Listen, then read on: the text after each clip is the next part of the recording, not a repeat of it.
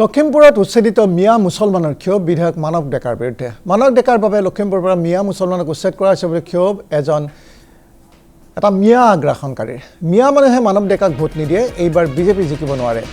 মিয়াক বাদ দি কোনো চলিব নোৱাৰে, এনে উষ্ম ভৰা বক্তব্যৰে বিধায়ক মানৱ ডেকাৰ বিৰুদ্ধে সৰব মিয়া আগ্ৰাসনকাৰী।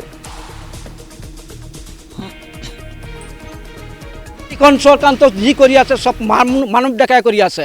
মানৱ ডেকাই এইখিনি মানুহৰ ভোট নিব নোৱাৰে কাৰণে মানৱ ডেকাই আমাক ইয়াত বৰ লঞ্চনা বঞ্চনা কৰিবলৈ বিচাৰি আছে, ঘৰ বাৰী ভাঙি আছে, গম পাইছা নাই?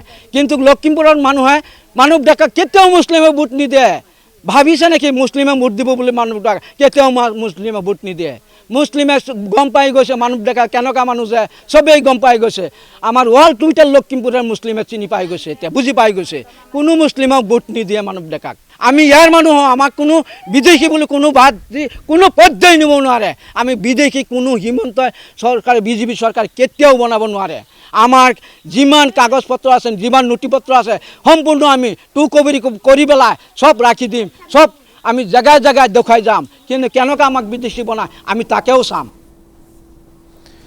ইপিনে মিয়া আগ্ৰাসনকাৰীয়ে মোৰ বিৰুদ্ধে স্বৰত কৰা মানে মই এজন অসমীয়া হিচাপে সন্মানিত বোধ কৰিছোঁ বুলি সামাজিক মাধ্যমত গুৰুত্বপূৰ্ণ মন্তব্য বিধায়ক মানৱ ডেকাৰ।